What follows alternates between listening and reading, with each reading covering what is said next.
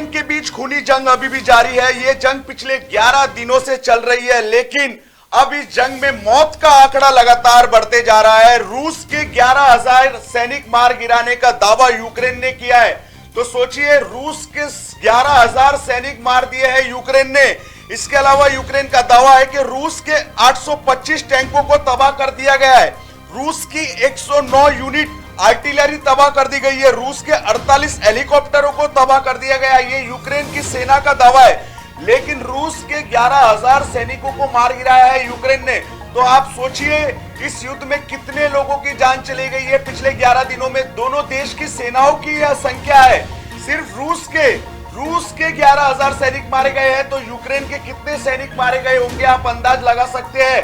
तो इस युद्ध में अब तक जो 11 दिन से जो युद्ध चल रहा है, भीषण युद्ध, खूनी युद्ध कहेंगे हम इसको, जिसमें मानवता हार रही है। दोनों देश की सेना, ये सेना के लोग भी किसी न किसी के परिवार से जुड़े हुए, इनके भी बच्चे होंगे, इनके भी बीवी होंगे, पर अब ये सेना के जवान जो अपने अपने देशों के लिए लड़ रहे हैं, इनके परिवार तबाह हो रहे। अब तक रूस के 11,000 सैनिक मार दिए गए हैं, यूक्रेन ये दावा कर रहा है। तो यूक्रेन के कितने सैनिक मार दिए गए होंगे आप ये सोचिए।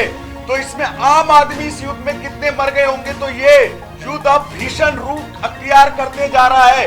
इसमें 11,000 सैनिक सिर्फ रूस के मारने के दावा यूक्रेन कर रहा है। तो आप सोच लीजिए कि यूक्रेन के सैनिक कितने मर गए होंगे और नागरिकों की कितनी मौत हो गई होगी।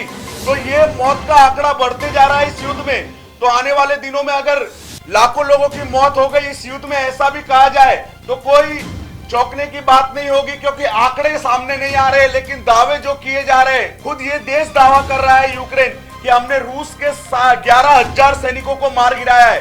तो आप विचार कर लीजिए, तो दोनों देश के अब तक कितने सैनिक मर गए होंगे। इसके अलावा युद्ध में अब तक यूक्रेन ने रूस के 825 टैंकों को तबाह कर दिया है।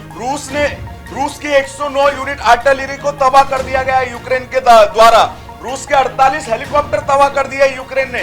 आपको बता दूं, यूक्रेन को पूरी वेस्टर्न कंट्रीज का समर्थन मिल रहा है। अमेरिका से लेकर लंदन, फ्रांस, जर्मनी, ये सब अच्छे और अत्याधुनिक खतरनाक हथियार यूक्रेन को सप्लाई कर रहे हैं। और इन्हीं हथियारों के बदौलत यूक्रेन पिछले 11 दिनों से रूस के सामने युद्ध लड़ रहा है, टिका हुआ है मैदान में। नहीं तो रूस के सामने यूक्रेन 2 दिन तक नहीं टिक पाता, क्योंकि रूस एक सुपर पावर कंट्री है। उसे जायंट रशिया कहा जाता है, क्योंकि उसकी सेना बहुत बड़ी है और सबसे ज्यादा हथियार दुनिया में अगर किसी देश के पास है तो वो रूस है।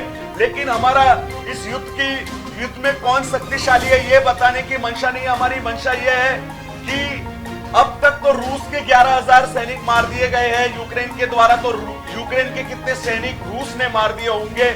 और आप देख सकते हैं तबाही का मंजर, ये बिल्डिंग खाली हो चुकी है। यूक्रेन में रहने के लिए लोग नहीं बचे हैं, लोग पलायन कर रहे हैं दूसरे देशों में। तो युद्ध में मानवता हार रही है। तो आप सोचिए कि सैनिक अगर एक देश के 11,000 मर गए, तो दूसरे देश के कितने सैनिक मर गए होंगे, और इसमें कितने लोगों की इस युद्ध में अब तक मौत हो चुकी होगी। तो 11,000 तो सिर्फ सैनिक कह रहा है यूक्रेन। रूस के 11,000 सैनिक मार दिए गए पिछले 11 दिनों में। तो यूक्रेन के कितने सैनिक मरे होंगे और रूस के कितने नागरिक मरे होंगे और यूक्रेन के कितने नागरिक मरे होंगे।